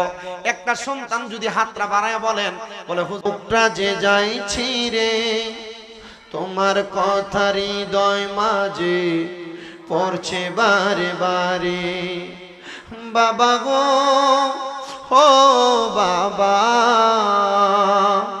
বাবা গো ও বাবা, বাবা তুমি কেমন আছো ছোট মাটির ঘরে, তোমার কথা হৃদয় মাঝে পড়ছে বারে বারে। আল্লাহ,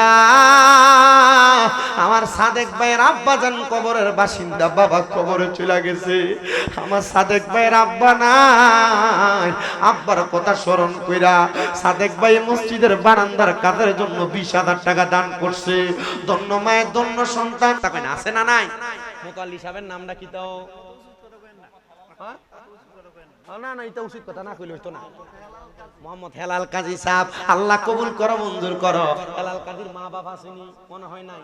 আব্বা আম্মা নাই, আব্বাই আম্মা আছে যারা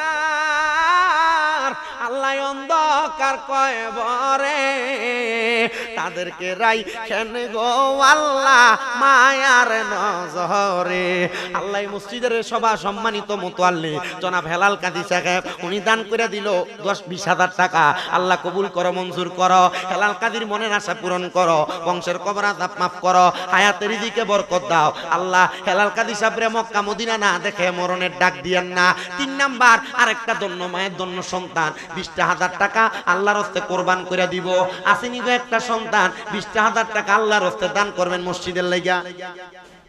আরেকজন মারহাবা বড় ভাইয়ের নাম কি? এটা নি নুরিশা হুজুর আপনার আব্বার মামতো ভাই নাকি? হ্যাঁ আমার কইছে। হ্যাঁ নাম কি? শেখ জোনায়েদ হোসেন। মারহাবা। জোনায়েদ বাগদাদি বড় একজন আল্লাহর ওলির নাম। আল্লাহ আল্লাহর ওলির মহব্বতে আমার শেখ জোনায়েদ ভাইরে কবুল করো। আম্মা আছে আব্বা নাই, ভালোবাসি তোমায় বাবা বুকটা যে যাইছি রে তোমার কথা হৃদয় মাঝে পড়ছে বারে বারে দরজাটা খুলতে খেয়ে যাই ধোকা বাবা বুঝি বলছে এলে নাকি খোকা বুকের ভিতরটা লড়ে চড়ে উঠে সবাই আছে শুধু বাবা নেই শুধু বাবা নেই। আল্লাহ কবুল করো মঞ্জুর করো। শেখ জোনায়েদ সাহেব ওনার আব্বাজান কবরের বাসিন্দা, আব্বার জন্য দোয়া চাই, বংশের মানুষের কবর আযাব মাপ চাই, হায়াতের দিকে বরকত চাই, আম্মার হায়াতে বরকত চাই। আল্লাহ ভাইজানের দান করেছেন 20,000 টাকা। জোরে কোন মারহাবা। আস্তে আস্তে মারহাবা কয়টি হাওয়া দেয় না, মারহাবা কয় না, জোরে কোন মারহাবা। আল্লাহ কবুল করো মঞ্জুর করো। আমার শেখ জুনায়েদ ভাইয়ের মনে আশা পূরণ করো, বংশের কবর আযাব মাফ করো, হায়াতের দিকে বরকত দাও, মনের নেক আশা পূরণ করো। আল্লাহ জানি না এই পাপী জবানের দোয়া কবুল করবা কিনা, তবে জবানটা দিয়া ঠোঁটটা দিয়া আল্লাহর কাবা ঘরের হাজরে আসওয়াদ পাথর 11 বার চুমা খাইছি। আল্লাহ ঠোঁটগুলার উসিলায় হাজরে আসওয়াদের উসিলায় যার জন্য দোয়া করতেছি প্রত্যেকের দোয়া কবুল করো কোন আমিন। এরপরে 4 নাম্বার আরেকটা ধন্য মায়ের ধন্য সন্তান চাই। দামি বিল্ডিং বানাইলা, দামি ঘর বানাইলা, আব্বারে কবরে যাওয়ার পর যদি আমার আল্লাহ তাআলা প্রশ্ন করে আমার ঘর মসজিদটা ভাঙ্গা পড়া রইছে, মসজিদের বারান্দাটা ভাঙ্গা পড়া রইছে, তুই দামি বিল্ডিং এ ঘুমাইছো, আমার ঘর মসজিদ বালা বানাইছো না, তোরে আমি জান্নাত দিতাম না। আল্লাহর কাছে আপনার আমার কোনো জবাব নাই। আসেননি 4 নাম্বার আরেকজন কমনির ভাই কোনটা এটা আপনি দিবেন? মারহাবা কোন মারহাবা। 4টা বড় মোহাব্বত সিদ্দিক ফারুক উসমান হায়দার 4 জন সাহাবা সবচেয়ে বেহতার কারণ তাদের হৃদয়ে আছে আল্লাহর পয়গম্বর। নারে তাকবীর আল্লাহু আকবার, নারে তাকবীর আল্লাহু আকবার, নারে রিসালাত ইয়া রাসূলুল্লাহ। আল্লাহ কবুল করে মঞ্জুর করো। আমার মনিরুল ইসলাম ভাই উনি দান করে দিবে 20,000 টাকা। জোরে বলি মারহাবা। আল্লাহ আমার মনির ভাইয়ের বংশের কবর আযাব মাফ করো, কামাই রুজিতে বরকত দাও। আল্লাহ আমার মনির ভাই তোমার ঘর মসজিদের জন্য করে 20,000 টাকা জমা। আল্লাহ তুমি কইরো তার বংশের কবর আযাব ক্ষমা। আল্লাহ আমার মনির ভাই যে আশা করে দান করছে আশা পূরণ করো। শেষ বালাদার সব বালাদার 5 নাম্বার আর 20,000 টাকা আল্লাহর রাস্তে দান করবেন। এই 5টা বড় মোহাব্বত ওয়ালা ও মন ভাই পাকেতে পাঞ্জাতন নিরাকারে নিরঞ্জন এক বস্তুতে 2 রকম বুঝায়।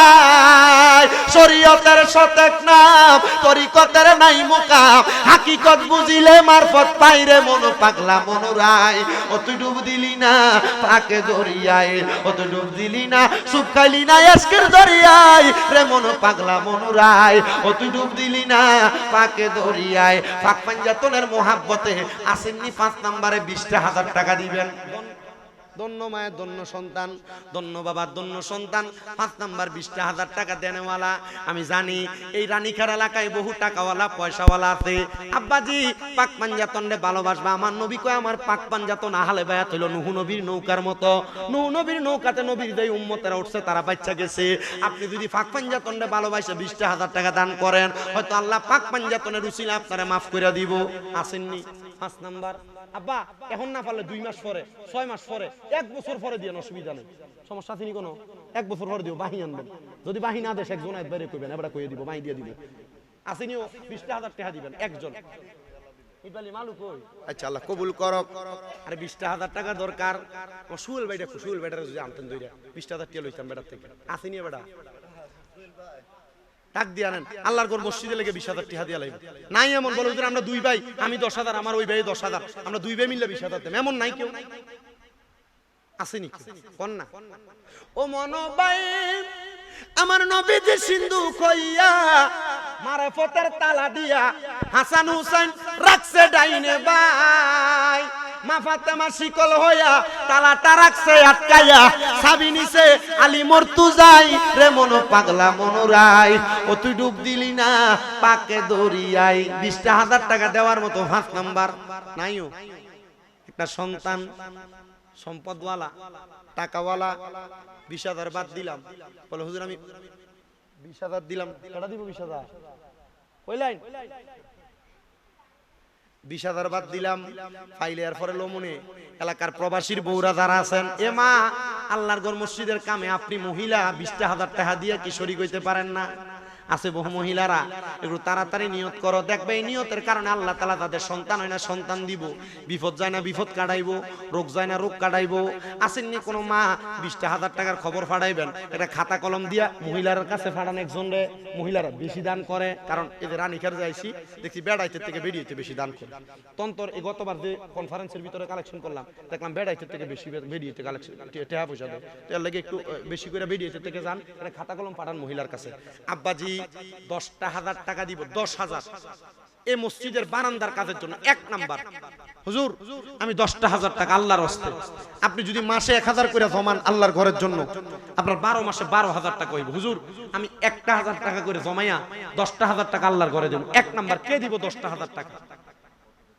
আসেনি কেউ 10,000 টাকা আল্লাহর ঘর মসজিদের জন্য দান করবে একজন হাতরা তুইলা কইবেন হুজুর আমি দিয়া দেব 10,000 টাকা নাইও কেউ 10,000 দেওয়ার মতো 10,000 আল্লাহর ঘর মসজিদের জন্য চাইছে মসজিদের বারান্দাটা কারণ মসজিদ তালা দিয়া লাইলে বারান্দাতে নামাজ মনবের বংশের কবর আযাব maaf করো হায়াতের রিজিকে বরকত দাও কামাই রুজির মধ্যে বরকত দান করো আল্লাহ তুমি জানো তোমার বান্দা কি আশা কইরা তোমার ঘরে করে জমা আল্লাহ তুমি তার বংশের কবর আযাব কইরো ক্ষমা মনের আশা পূরণ কইরা জীবনের গুনাহ maaf কইরা হায়াতের রিজিকে বরকত দিও বাবা 10,000 পারবেন না 5,000 দেওয়ার মতো আসেননি আরেকজন 5,000 আসে কম মিনের ঠিকানা বলেন মদিনা মদিনা আসে কম মিনের ঠিকানা হায়রে দিদার চেয়ে কাঁদো তোমরা দিদার চেয়ে কাঁদো তোমরা হও না নবীর দিওয়ানা মদিনা মদিনা আসে কম মিনের ঠিকানা বলেন মদিনা আসে কমো মিনের ঠিকানা বাবা জালালউদ্দিন সৈয়দী 75 বার দেখলো নবীজি এতবার দেখিও নবী তৃপ্তি তাগার হলো না মদিনা মদিনা আসে কমো মিনের ঠিকানা বলেন মদিনা মদিনা আসে কমো মিনের ঠিকানা হাইরে কালো হাফসি বেলালে ভালোবাসলো ওই পাগলে ইসলামের প্রথম মুয়াজ্জিন বানাইলেন রাব্বানা মদিনা মদিনা আসে কমো মিনের ঠিকানা বলেন মদিনা মদিনা আসে কমো মিনের ঠিকানা আল্লাহ কবুল করো মঞ্জুর করো মোহাম্মদ আনিসুর রহমান সাহেব দান করে দিলেন 1,000 টাকা আল্লাহ যেন কবুল করে মঞ্জুর করে বংশের কবর আযাব maaf করে বুঝাই দিও হুজুর মজিবুর সাহেব ওনার এক ছেলে বিদেশ আসে আল্লাহ কবুল মঞ্জুর করো ওনার সন্তানটারে তুমি হালতে আকমাল দান করো আল্লাহ মজিবুর সাহেব যে আশা করে দান করছে আশা পূরণ করো কোন আমিন